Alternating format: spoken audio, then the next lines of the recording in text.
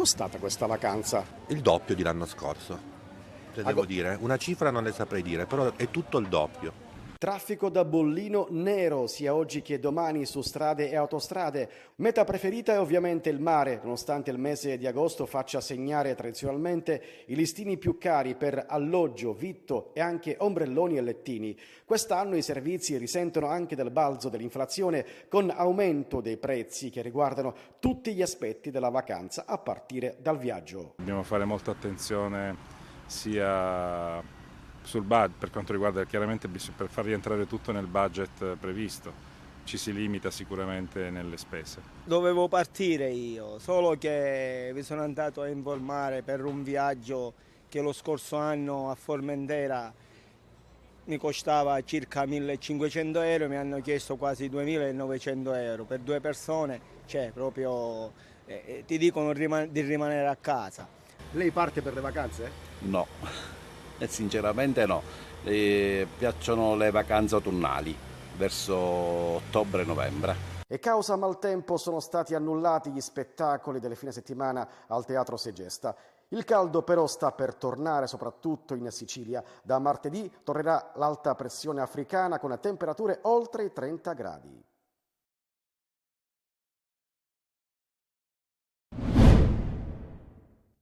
È stato riaperto questo pomeriggio intorno alle 18 il tratto dell'autostrada Messina-Catania interessato alla frana all'altezza di Reto Ianni. Dopo 8 anni dal crollo e 3 anni e mezzo da quando sono cominciati i lavori, i mezzi sono tornati finalmente a ripercorrere nuovamente quel tratto all'altezza di Reto Ianni, infilandosi nella galleria artificiale da 140 metri costruita ai piedi del Costone, da cui il 5 ottobre del 2015 la famosa frana tagliò in due la Sicilia a causa dei 50.000 metri cubi di terra, rocce e arbusti che scivolarono sulla carreggiata in direzione Catania dalla collina di San Filippo. Apertura al traffico provvisorio in modalità di cantiere ha stabilito il Consorzio Autostrade Siciliane. Sulla carreggiata di Monte si torna a circolare in direzione Catania e contestualmente viene eliminato il doppio senso di circolazione nella carreggiata di Valle in direzione Messina, mentre è stata prevista la parzializzazione della corsia di sorpasso in entrambe le direzioni di marcia. Dopo il 10 settembre ripartiranno i lavori nella carreggiata di Valle per realizzare il muro di contenimento a tergo della galleria e tutte le opere di rifinitura come l'impermeabilizzazione, il ricoprimento del tunnel,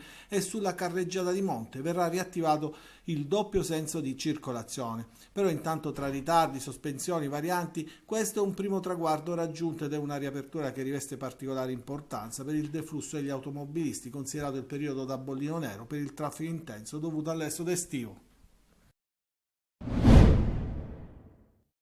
E ancora allarme diossina a Palermo, infatti di 35 volte superiore, valori massimi consentiti, la presenza di diossina nell'aria in alcune zone del capoluogo dopo l'incendio divampato lo scorso 24 luglio nella discarica di Bellolampo. Il dato è contenuto nell'ultimo rapporto dell'ARPA Sicilia, che ha eseguito i nuovi esami di campionamento dell'ambiente. In via Inserra il primo dato registrato il 24 luglio era di 939 grammi per metro cubo, dopo i 300 scatta l'allarme. Oggi siamo stati proprio in via Inserra, che come vedete da queste immagini è stata interessata dagli incendi della scorsa settimana. L'allarme diossina però non preoccupa più di tanto i residenti. L'emergenza c'è, questo non si può negare, però purtroppo la situazione è questa, non è che non possiamo farci niente, non è che dipende da noi, sono forze naturali, quindi sono calamità che succedono. Non siete preoccupati? No, ma poi casomai mi metto la mascherina, quando hai mascherine mi metto la mascherina. Una quotidianità, quindi non stravolta dall'allarme inquinamento. Il 30 luglio scorso, dopo i primi risultati delle analisi, il sindaco di Palermo, Roberto Lagalla, ha emesso un'ordinanza con la quale dispone per 15 giorni di lavare bene la frutta e mangiarla senza buccia, non assumere carne, latticine e uova, evitare mangimi e foraggi in un'area di 4 chilometri dove l'ARPA ha riscontrato la presenza di diossina prodotta dall'incendio nella discarica di Bellolampo.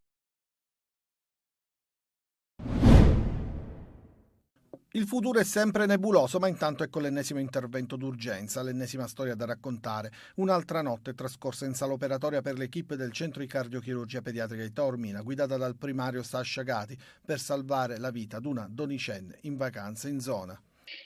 Ma sì, queste sono un po' le cose strane della vita, nel senso che è arrivata questa bimba che era qui in vacanza vivono loro a Monza, con una storia molto particolare.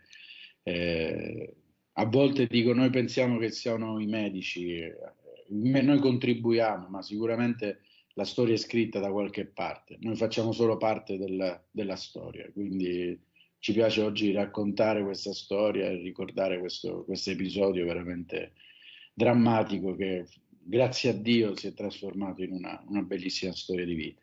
Sono queste le storie che raccontano le esperienze del centro di eccellenza che da oltre 10 anni ha sede a Taormina in collaborazione con il Bambin Gesù di Roma. E se le visite delle ultime settimane di Fiorello e Flavio Enzina hanno portato alla ribalta nazionale la vicenda del centro destinata a chiudere il 31 gennaio 2024 dopo la proroga tecnica concessa dal Ministero, cresce il movimento che ne chiede la conferma, un movimento composto soprattutto dalle famiglie dei piccoli pazienti. Quando si fa una scelta del genere bisogna confrontarsi appunto con quello che è stata l'attività negli anni e attraverso appunto le cose che si sono fatte.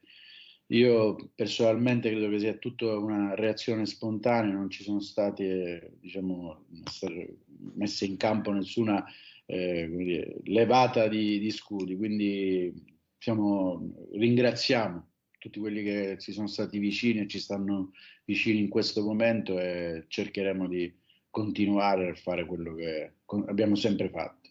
Il pressing sul Ministero della Salute è incessante. Il sindaco di Taormina Cateno De Luca ha deciso di bypassare anche la Regione Sicilia, che ha avallato l'apertura di un altro centro simile a Palermo ed è andato a Roma portando con sé i dati dell'attività dal 2016 al 2022 per testimoniare con i numeri l'importanza del centro taorminese. De Luca ha sottolineato come nel mese di luglio di quest'anno sono stati eseguiti 20 interventi cardiochirurgici neonatali complessi, mentre al Civico di Palermo, l'altro centro in Sicilia, sono stati eseguiti 4 interventi in pazienti adulti con cardiopatia semplice. De Luca è andato non solo per esporre i numeri, ma anche e soprattutto per le preoccupazioni e per consegnare al governo la speranza di tante famiglie che attendono una svolta.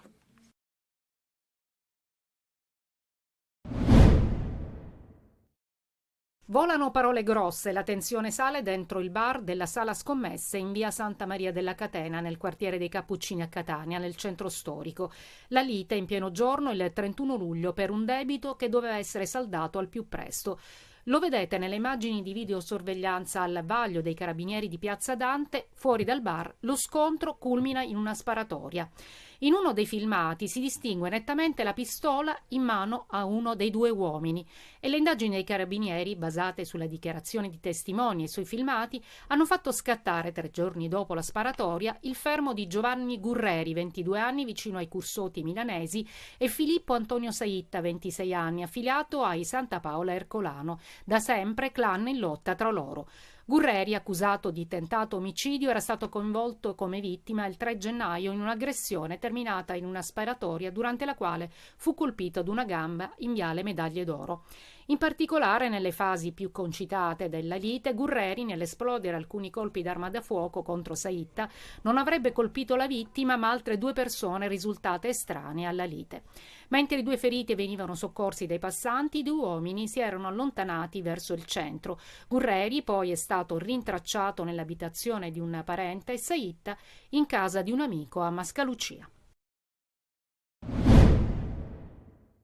Altri 3 o 4 giocatori, lo dice il vicepresidente Grella in occasione della presentazione di Lodi come dirigente. Sono ciò che serve per completare l'ossatura titolare del Catania dopo l'arrivo di Livieri per la porta e con le attese derivate anche dai responsi sui ricorsi che, come diciamo da tempo, cambiano il mercato. I profili sono conosciuti: 2 difensori centrali, probabilmente un esterno offensivo a piede invertito come piace a Tabiani e poi l'attaccante di riferimento. Noi prenderemo un attaccante forte, ma non forte di nome, forte per le sue caratteristiche che sposano bene quello che cerca il nostro allenatore. Il presidente della Lega Pro Marani ha detto che il campionato comincerà nel weekend del 3 e del 4 settembre. Grella fa il punto sul lancio della campagna abbonamenti. La difficoltà è capire bene il disegno dei posti, che è una cosa insieme al comune che abbiamo fatto un po' avanti e indietro, che non possiamo vendere un posto che non esiste. Sulla questione stadio, dice Grella, il Catania ha le intenzioni di trovare un accordo per la gestione del Massimino, scelte che comportano, precisa il dirigente, delle responsabilità da cui non si torna indietro. Stesso discorso vale per la realizzazione del centro sportivo. di concetto è di avere un numero di campi sufficiente per allenare tante squadre. Questo comporta due cose, un investimento molto grande e trovare anche un sito dove puoi creare questo tipo di ambiente. Sono due cose che non puoi fare in un modo veloce.